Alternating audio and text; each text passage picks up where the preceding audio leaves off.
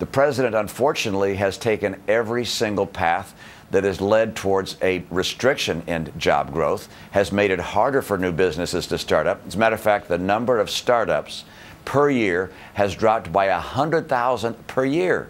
This is just unacceptable, and it's one of the reasons why it's been so hard for this economy to recover. The president has always been good at saying things that sound wonderful, but you know, we now have not just his words, but his record. We've seen for 3.5 years the policies of Barack Obama play out. And as they've played out, we've seen that he has not been able to end the high level of joblessness. He has not been able to see rising incomes. As a matter of fact, incomes have gone down during his term. He's not been able to turn around the housing market. In fact, housing prices have still gone down. Foreclosures, 2.8 million, a record number of foreclosures. The president's record is not one we'd like to see for another 4 years.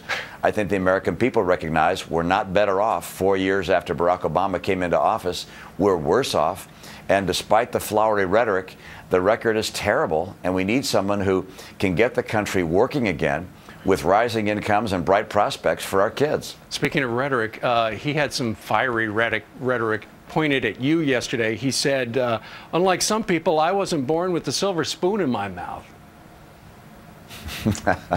Well, you know, the president is really taking aim at anybody he can find these days. In fact, in my case, I'm certainly not going to apologize for my dad and his success in life. He was born poor. He worked his way to become very successful despite the fact that he didn't have a college degree, and one of the things he wanted to do was provide for me and for my brother and sisters.